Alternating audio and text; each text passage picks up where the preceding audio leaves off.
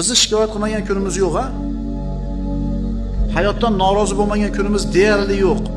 Albatta nimadandir norozi bo'lib turamiz. Bir odam Ka'bani tavof qilar ekan, duo qilyapti. Ey Alloh, mendan rozimisan? Shunda haligi odam orqasida kelayotgan bir kishi, ey birodar, Robbingiz sizdan rozi bo'lish uchun siz ham Robbingizdan rozimisiz dedi. Haligi duo qilgan odam, siz kimsiz deb so'radi. Orqada turgan odam, men Muhammad ibn Idrisman dedi. Kim edi bu kishi? Imom Shofiy edi. Bu kishi qanday qilib Allohdan men rozi bo'laman? Axir men uni roziligini istab yurgan bo'lsam dedi. Imom Shofiy javob berdi. Ne'matga xursand bo'lganingdek, musibatga ham xursand bo'layotgan bo'lsang, demak sen Robbingdan rozi ekansan.